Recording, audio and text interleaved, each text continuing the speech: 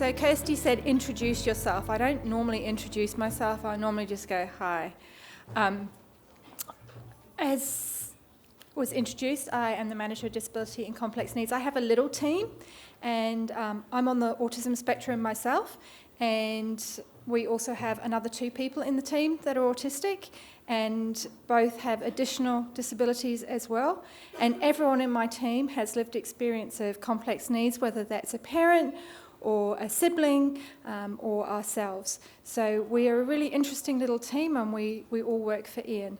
So I am going to talk to you now about biology and neuroscience. I find this really, really exciting, but we're doing it through some cartoons and some videos and things. So the first one is before interoception, we need to understand our autonomic nervous system. Within your nerve system is a branch called the autonomic nervous system. This is the component responsible for the regulation of subconscious bodily processes like breathing, reflexes, digestion and organ function, pathetic or lacking a spring in your step. So when we think about ourselves or our children with disabilities, we have a lot of long-term stressors, because when you have a barrier to access, that's a stressor. So we're naturally tipped towards the sympathetic nervous system. And I love these little pictures. Obviously, we don't go around with just our Y-fronts on.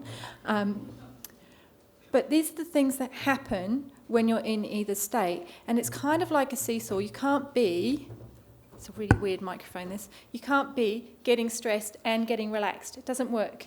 You're either getting stressed and not relaxed, or getting relaxed and not stressed. Okay, so they kind of balance each other out.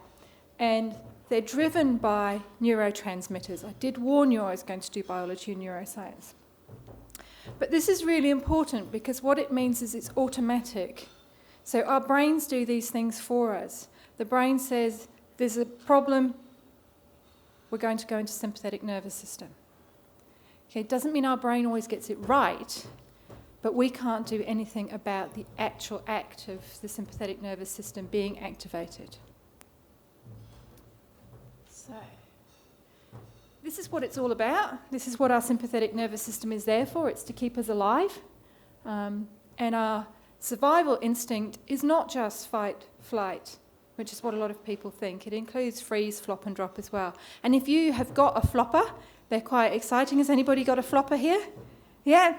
They're good, aren't they? Particularly in the supermarket. Yeah? Cool, right? And then people look at you as you're trying to scoop them up. It's better just leave them for 10 minutes and then they're all good.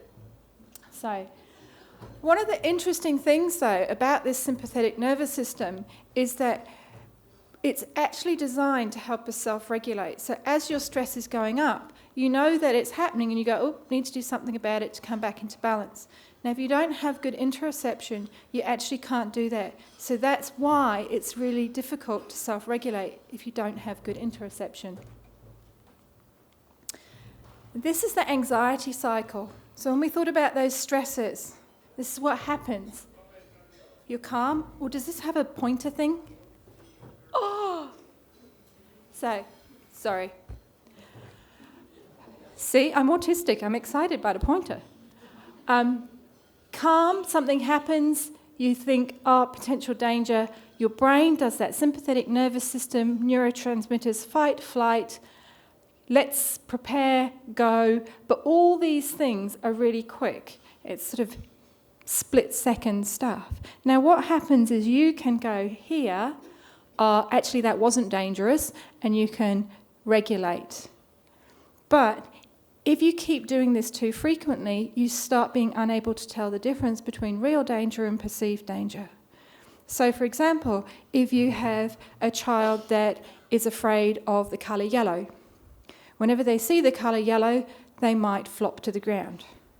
Okay, it's not an actual danger, but their brain is perceiving it as danger. So it's real to them, and their neurotransmitters act as if it is a real danger, which is good, because without it, without our sympathetic nervous system and our survival instinct, we wouldn't survive. So we do need it. It's just not working right when you don't have good interoception.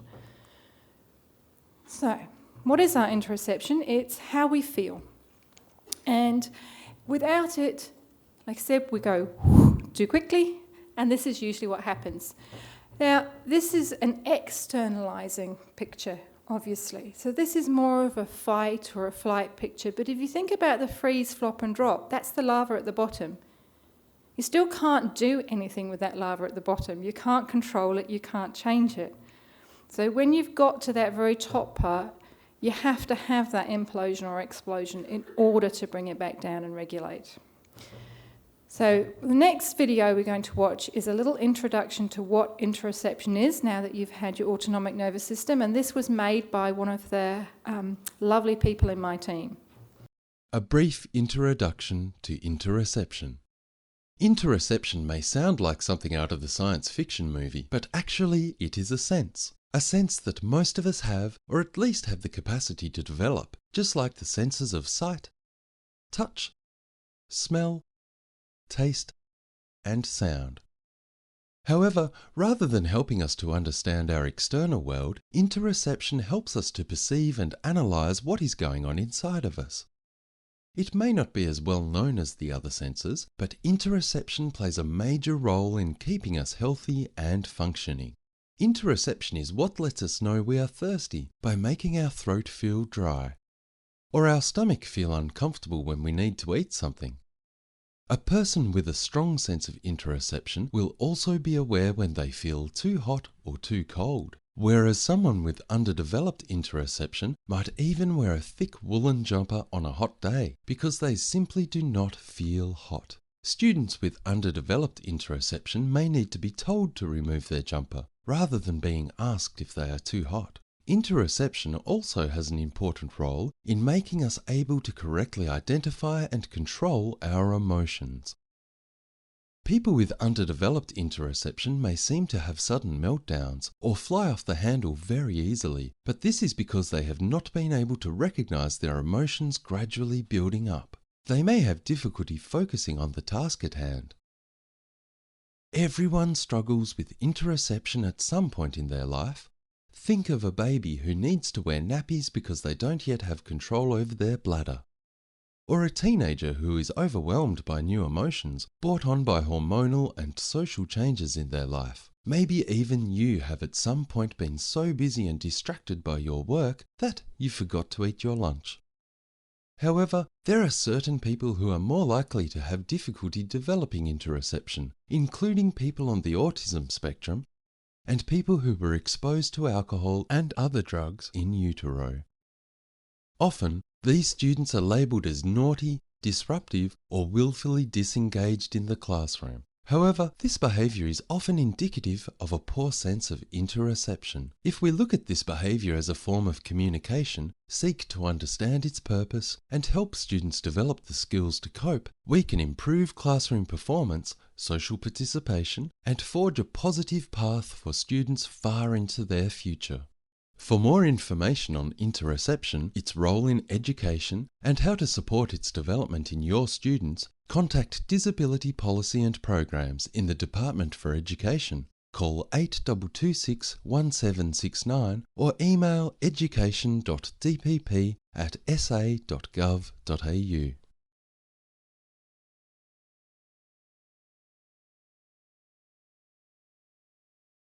So, interoception is really good, isn't it? I did let her know that I was showing it today. We have shown it one other place first, just to check that everyone was okay with it. She got us addicted to that program just incidentally, so we're all at home doing it at 1 a.m. It's ridiculous. I know, but it's so fun. It is your sense of your internal self completely, so all aspects of your internal self. Now, if you look up here, you might be thinking, well, how do you have an internal sense of self of your hormones? So how many of you have ever been in love? Okay, in lust, right? Now, that's your hormones telling you that. Because if you didn't have a sense of your hormones, you wouldn't know. But you often have a funny feeling in your tummy at that time too.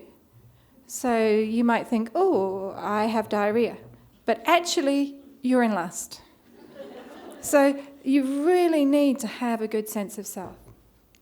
Some of them are really obvious, like your lungs, so you know that when you're breathing faster or when you are breathing slower, and your intestines, you know when your tummy's feeling funny and you need diarrhea, except that many people actually don't have a good sense of interoception, so they don't actually know the difference. How many of you have got teenage girls? Right. Don't know the difference between I've got tummy ache, I pulled my muscle in gym, and I'm about to have my period. And that's really problematic if you can't tell the difference.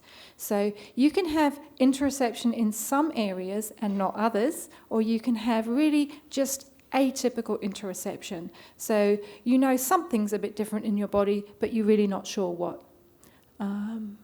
Kidneys. Anybody had kidney stones?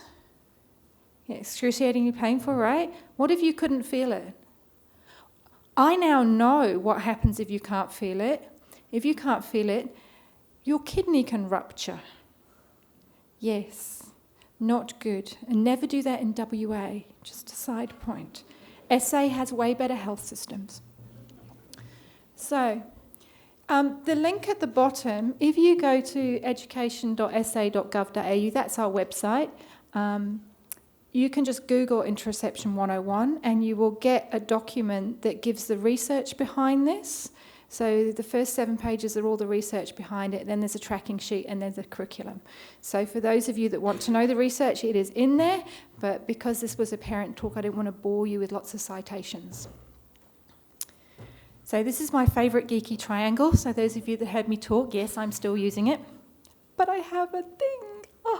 So with interoception, because you have to have this to be able to self-regulate and self-manage, the first part, the most important part, is the awareness of your internal body state. Now, it sounds really crazy, but actually, not all children with disabilities develop this awareness at the same rate as their peers. And it's across a whole range of disabilities, not just neurodevelopmental. So what happens, can you show me with your hands, what happens when a baby discovers their hands? Yes, they kind of look at them. What do they do next with them? Yes, in the mouth. Now, some children don't actually develop their awareness of their hands. They don't actually feel their hands. They don't know they've got hands. Now, if you don't know you've got hands, that's kind of strange. So in order to know you have a hand, you have to be able to feel it really strongly. There are a couple of ways to feel hands really strongly. What's one of them? Yeah, really moving it fast. Another is to hit people. Because the biofeedback on your hand is really strong. Ooh, I have a hand. So one of the ways that we can sort of tell if a child doesn't have very good awareness of their internal self is if they don't know when they need to go to the toilet before they are about to go. When it becomes that biological necessity, if they know at that point but they don't know before, think about yourselves. How many of you at the end of today will look at your watch, judge the traffic and decide whether or not to go to the toilet first? Yeah? If you haven't got good interoceptive awareness for your bladder, you can't do that. You only know when you need to go. If you've got kids that go to school in their sweater in 40 degrees and you've said to them, aren't you hot? And they've said no, they don't have interoceptive awareness of temperature. It's no good asking them that question. You need to tell them it's hot outside. So when you've got the awareness of your internal body states, so that's literally how all those things on the slide before feel, then you can get awareness of feelings and emotions. Feelings and emotions are a collection of body states. So if we take that funny tummy feeling, okay, well that could be lots of things, couldn't it? So how do we know what it is? It's because there will be another body state that tells us. So if I have got that funny feeling in my tummy, and every time I look at a particular person, I get goosebumps, that's probably love or lust. However, if I've got that funny feeling in my tummy and I'm cold and clammy, it's probably food poisoning.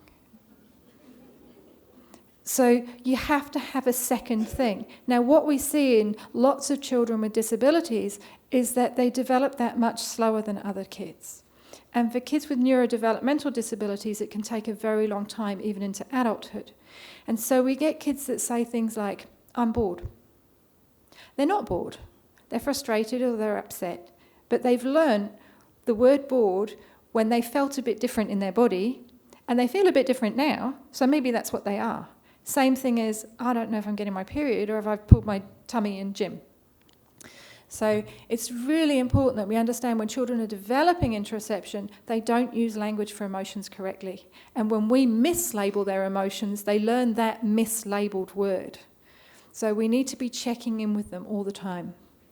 And the third final part is this awareness, of the impact of external things on yourself. So if we go back to the person in the sweater in 40 degrees, well, what happens in Australia if you go out in a sweater in 40 degrees and don't drink? You're going to get heat stroke at the very least. What's the worst that could happen? You're going to die. And there's all these kids that have no idea. And what happens is they come in after recess and are they beautifully behaved? No. Because their body is stressed. Their sympathetic nervous system has gone right up.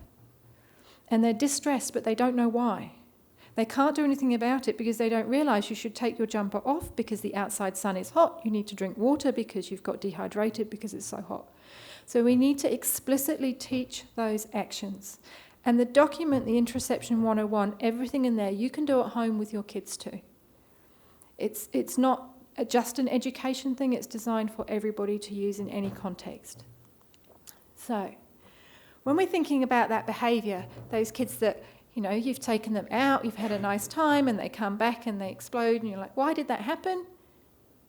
We have lots of different reasons to use our emotions. We have rational emotions, so that's when we've used our logic, we've made a decision.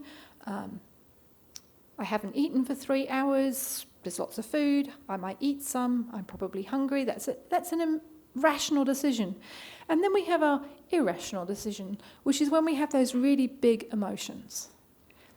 How many of you got kids with big emotions? Yep. Are they rational at that point? No, because they're driven by the emotion.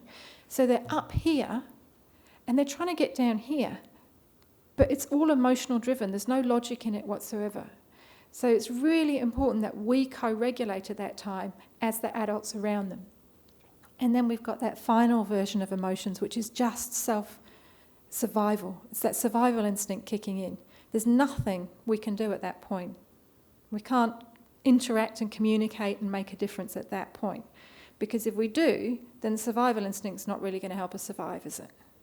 So we have to get in during that big emotion time or before that. So when we're thinking about our kids, this is another good way to look at it and to understand the interoception is around a regulation zone. So when your interoception is working, you're sort of in the middle, or that one. Your panic zone is quite small because as you're going towards panic zone, you know it's happening, bring it back down. But what happens for our kids is when they're in their comfort zone, they might not often be in that anyway. And so they're often all the way up here, which is already at panic zone or almost at panic zone. And you can't take in new information when you're panicking. And you talked beautifully about your son learning better when it's about his interests. And when it's his interests, it brings him back down into his comfort zone, and then he's able to move into that learning zone. But if you're panicked, you can't take in new information, and you're more likely to explode with or implode with those survival instinct behaviours. And all these resources around this are also on our website. You can find them through the health support planning, and there's lots of different areas. You can actually just Google regulation on it or put it in the website search button. So how do we get our kids into that learning zone? Because comfort zone is pretty much asleep for most kids with disabilities.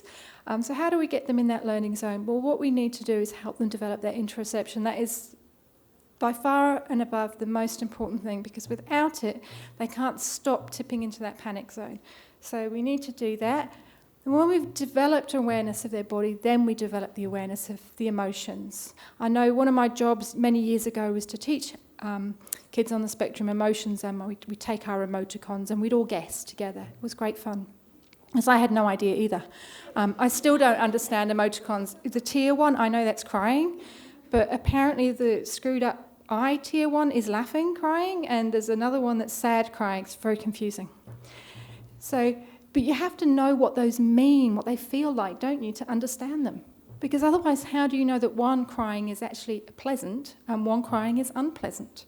So you need to have that understanding, that ability to feel it yourself.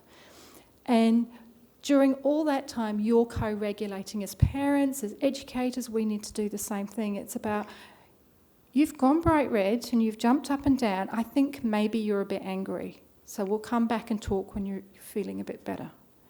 Because they don't necessarily know that jumping up and down and going bright red means they're angry or frustrated or anything. That's quite common. So maybe that's just what you do.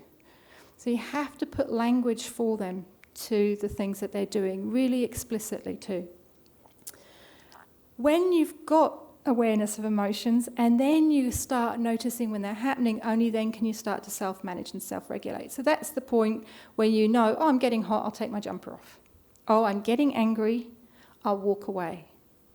And one of the things we often teach kids is walk away when someone's annoying you. Well, what if I didn't realise they were annoying me? I'm not going to walk away. I'm not going to walk away and I'm going to get more and more annoyed and then I'm going to go doomph and it's my fault. It's actually not really your fault because you weren't able to recognise those things. So it's something that you can teach your kids at home. It's not hard to do. So I'm going to teach you some neuroscience now. My fun part. Okay, so we're all going to do this. So if you don't mind putting your pens down, your paper down, you need your arm like this. You need to fold your thumb in and fold your fingers over. Okay, so this is our hand as the brain. And when we think of it like this is the optimum learning mode and comfort zone as well. So this part, the fingers, this is your thinking cap of the brain. And your fingernail here, this is your mindfulness part of the brain. So this is being present in the moment. And what happens when our sympathetic nervous system goes up is the thinking cap of the brain comes up and comes up and comes up. Now we might still be able to learn when it's only up a little bit, but as it gets up more and more, this is the emotion part of the brain. And at this point, the emotions are those big emotions. There's no thinking going on. There's no in the present, in the moment possible. So the big emotions are in control. And what happens next is the thumb comes out, and this part of your hand is the survival part of your brain. So this is the reptile, the primal brain, and then that's in control. So what we want to do is we want to help children and young people be in this position most of the time.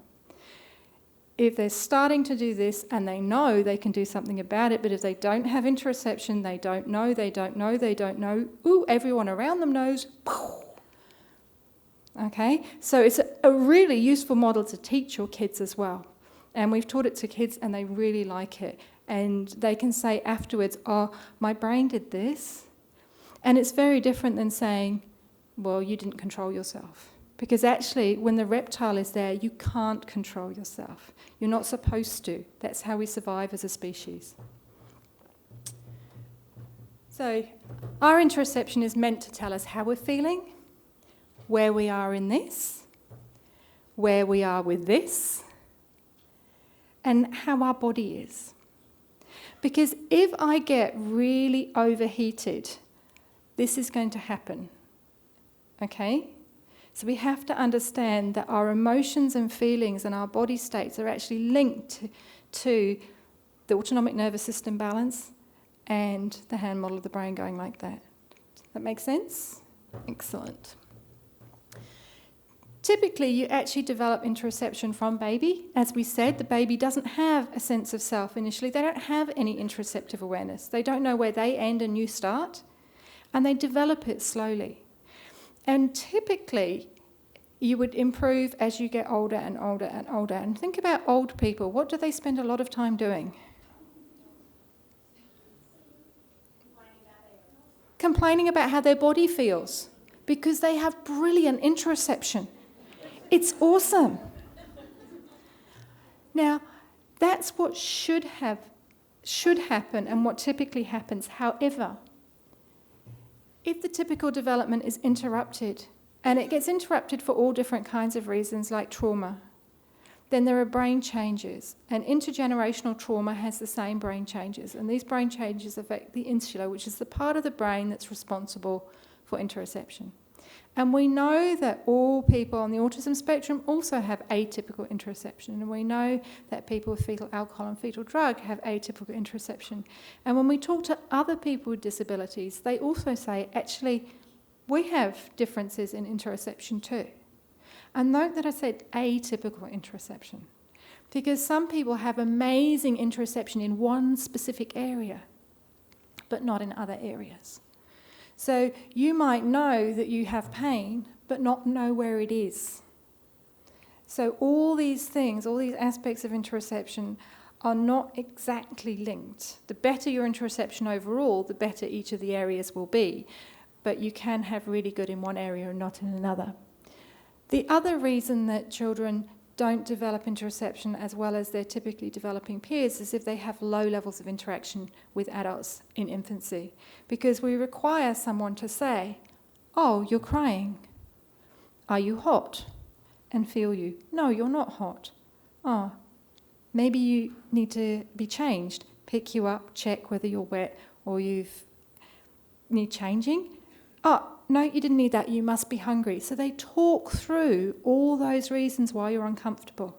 If you don't have that, you don't develop that.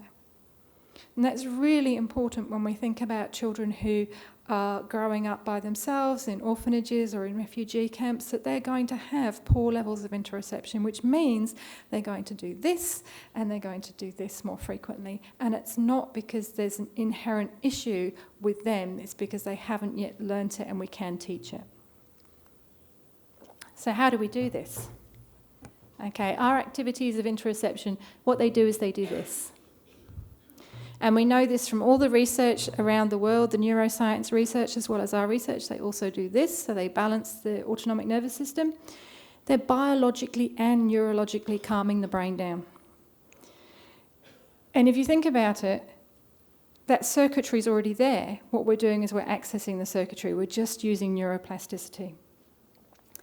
What we're doing practically is getting children calm and into learning zones and comfort zones. So I think it's really obvious why we should teach it. I didn't have any when I started out teaching people in the department interoception, and I have reasonable interoception in some areas now.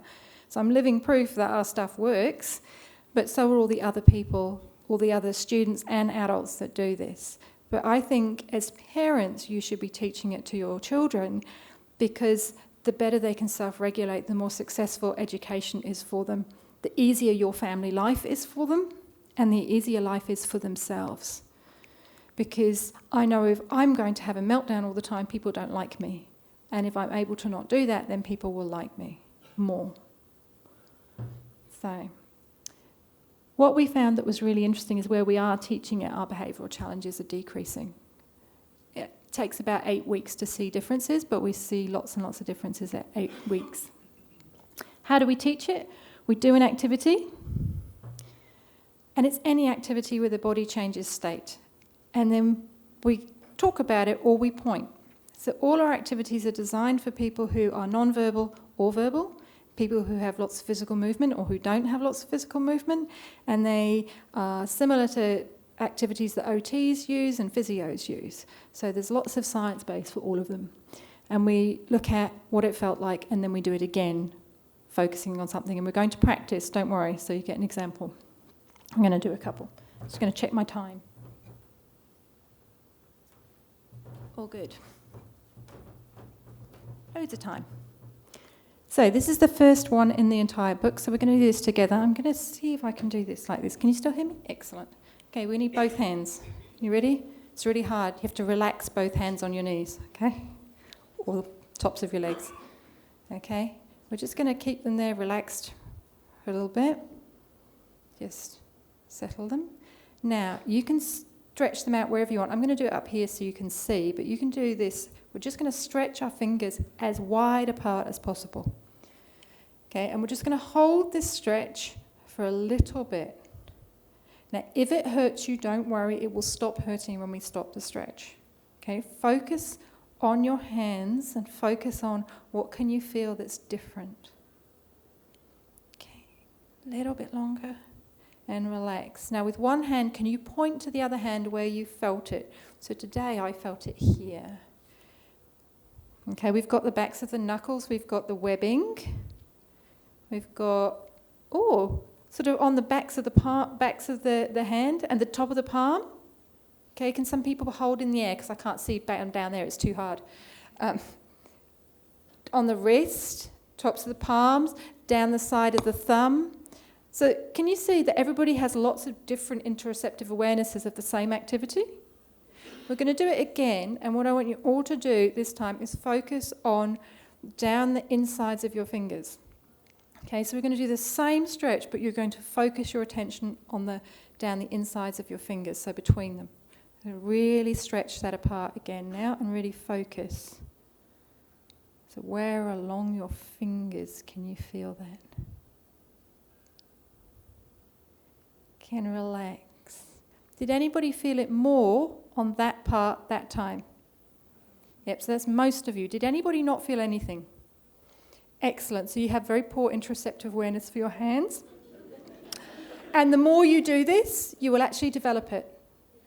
But it's always good because if everybody can do it, it's hard to believe that some people can't. And when you see somebody say, no, actually, I didn't feel anything, then you go, oh, okay. Some people can't. That's it. That's interoception, right? It's not hard, is it? And did you notice the quiet and the calm in the room as you were doing that? Could you feel the energy change?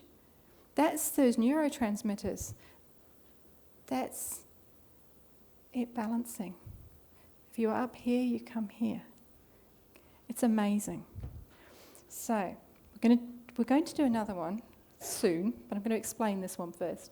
Why is this the first one we have in our curriculum? What is the point of that one? Well, I always forget to bring a pencil up. When we learn to write, when we're little kids, we hold our pens like this, don't we? It's brilliant.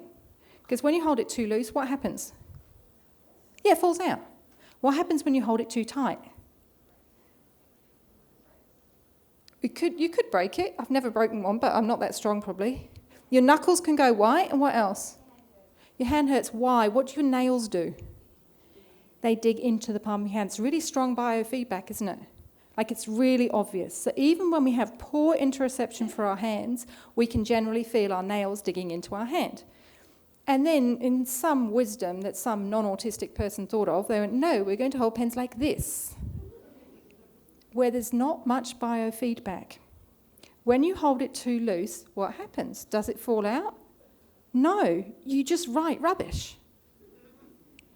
When you hold it too hard, you don't get the same biofeedback. Your knuckles might not even turn white. So what happens for those of you who are old like me, who had to handwrite exams? What happens when you hold it too tight for too long? You get cramp. Cramp is excruciating, yeah? So our children with poor biofeedback in their hands didn't realise it was starting to hurt. Because if you do, what do? You shake it out, right? No, didn't hurt. Excruciating pain. What do they do then? They throw it. Yes. Now, in our wisdom, what do we tell them to do? Pick it up. When they put their hand on the barbecue, when it was on, what did they do? Take it off straight away, yeah? Pull it away? Did you tell them to put it back? Why not? No, seriously, why not? Because they'll burn them or hurt them. What's the difference between the barbecue and the pen or pencil that gave them excruciating pain? Right, in your head, you know that a pen is not dangerous, right? But it hurt their hand. It made it have excruciating pain. For some kids, you can change the pen and a new pen will be different, so that's okay. But unless we teach them interoceptive awareness of their hands, they're not going to get it. And they're going to keep doing it. So we have kids that we think are work refusers, no interoception in their hands. If I'd have known this 15 years ago, I would not have possibly traumatised a child for life. When I'd keep giving them their pencil back again, because I didn't know that they thought it was dangerous. So all the neuroscience is so interesting because it's giving us a different understanding of children and young people and adults who don't have good interoception. So, This is one of the favourite activities of kids, and it's quite interesting because I can't teach it because I have a phobia about pulse. I cannot stand the feel or the sound of a pulse. So I started to train to be a nurse when I left school, and when I got to the bit where you had to take blood pressure, I used to make it up because it freaked me out so much. I know, terrible, right? I was only a trainee, there was always someone else supervising, and I thought at that point I better not be a nurse. So if you can't do it physically, you can do it with technology. So I wear a smartwatch. I find it really useful. It's really helpful. We have trialled smartwatches with some of our special classes, and they work really well for some kids and not so well for other kids. If you take beta blockers, this will not work. We're going to do this activity except if you're injured. If you're injured or unwell, please just keep sitting down, but you can wave a body part that's not injured. So I need a timekeeper. Jake, could you just do a 15-second, but you're going to have to come and put your hand up for start and hand down for stop. Can you all find your pulse? It's got pictures of how to do it. So you either do your carotid artery, which is sort of here. I know, right? Or if you slightly bend your wrist back, you can sometimes see your veins. I have nice translucent skin, so I can see mine. Use your fingers. You have a pulse in your thumb. Okay? If you can't find it, hopefully you've got a smartwatch. Right, you ready? Do you want to come and say stop? And you've got to count from when he says start to stop. And start.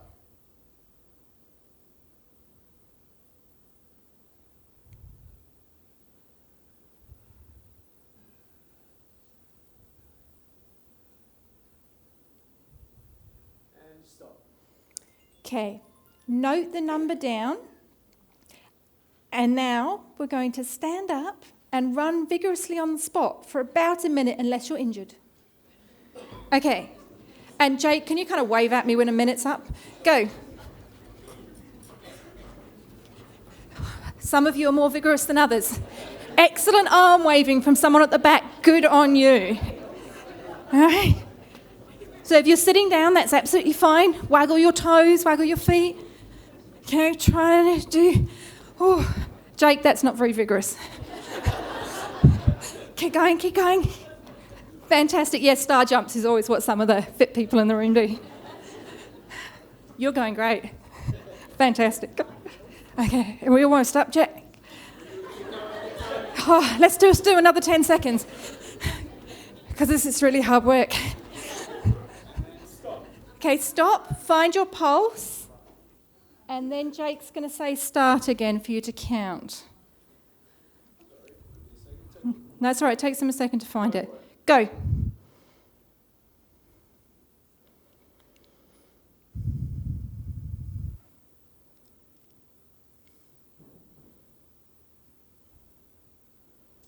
stop. Now, was it higher after exercise? Right, you're all saying yes, mine wasn't. What does that tell you? So remember the picture of the people in their underwear? And the heart rate goes faster when your sympathetic nervous system is up here? What it tells you is that exercise brought my sympathetic nervous system down. So we do have children that when their heart rate is lower during exercise, what that tells us is they have sympathetic nervous system issues, whether it's anxiety or stress. I don't get anxious doing this at all. I love doing this. I don't really know why my heart rate was much higher, but there you go. It went from 111 to 109, which is quite high anyway. If you can't count, could you feel the difference in quality of your pulse? Right, so you don't actually need to be able to count. So our children and young people can do this activity whether or not they can count. And what they do is they love doing this because they get to learn that for them, it might be that 3 numbers they need to do some interoception to come down to do this. It might be that at 80, if they're really good with numbers and they're wearing a smartwatch. It might be that they just enjoy doing this because it does help them to calm down and is a distractor as well. But it really surprised me. This is one of the favourite activities of the kids across all abilities and ages. And we do have quite a few special classes that love the smartwatches. And what they can do is the teacher can walk around and say, can we look at your heart rate? And go, okay, let's do some interoception now, because it's a little bit high. Before this happens, they're doing it when it's here. So it's a really useful activity. And I use mine to know when I'm getting really, really stressed, because I don't have interoceptive awareness for stress. So if I look at my heart rate and I'm in a meeting and it's 125, I probably need a drink of water or a walk, because I might not be able to keep filtering. Because for me, this just means that out of my mouth comes things that possibly shouldn't. I like interoception because it keeps me calm and ready for the next lesson and helps me become focused, and also it helps my classmates and me to get over the stuff that's happened at recess or lunch. And then, What does interoception mean to you? interoception means to me, it means a lot to me to help me stay focused, and when I'm angry I can use it to calm down, and it means a lot to have a strategy to help me calm down, because when I was younger I used to just go off when anybody said something if I thought it was about me, and I would put a lot of schools in lockdown. But now everyone in interoception has also helped me to become a better person and not do that anymore. That's fantastic. Can you tell me how you calm down by using interoception? Can you? Well, I do one of the activities, and then my favourite one at the moment is the pulse one, and you have to take your pulse and then the teacher counts to 30, and then you tell them what you got, and then you have to jog on the spot for 30 seconds, and then you take your pulse again for another 30 seconds, and it should be higher. Fantastic. That's awesome. So that young man gave me permission to share our conversation with people, and what's happened for him is that he doesn't know he's doing this always, but when the teachers know and they get him to do that, whichever activity he's enjoying at the moment, this happens. But what he knows is he's no longer getting suspended and excluded all the time, which is huge. And for him, he's in control now. His emotions aren't in control of him. So our teachers also quite like teaching interoception. So these are some of the things that they said. On the whole, they notice a difference after 8 to 10 weeks, but our students are asking them after 2 to 3 weeks, if they forget to teach it, why haven't we done our interoception today? They know it makes them feel better. So they can feel the difference between this and this, which is really interesting because they can't necessarily describe it, but their behaviour does show it. So, okay. How is it most effective? We have to do it regularly. For those of you who are into neuroscience, neuroplasticity, which is changing the brain, says that you have to do things regularly in order to rewire the brain. So for our children that live in trauma, they need a significant amount more, because the part of the brain that is impacted by trauma is the interoception part of the brain, is one of the areas. So they need to do significantly more.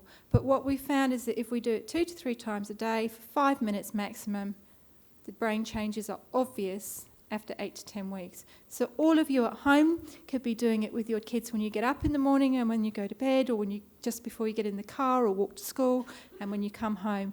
Because you know that moment when you're coming home and you're just dreading getting in the door and things going, whoa.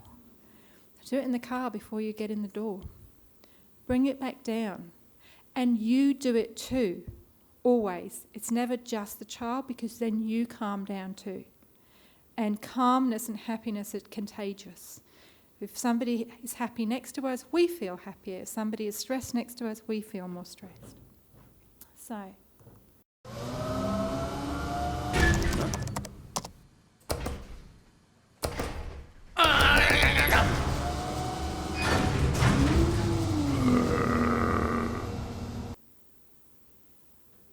know we're getting angry to be in control of our anger. And with interoception, we start to learn when we're getting angry, so then we're in control and anger doesn't control us. So, finally, when we're connected to ourselves, when we can feel ourselves, only then can we connect to other people. And I think one of the reasons that students with disabilities and adults with disabilities are disconnected from other people is when we have atypical interoception, we don't act in ways that are expected, and so people can't interact with us in ways that are expected. So for me, it's just the best thing ever. And if you want to know more, please just put it in the search engine of our website. Thank you so much.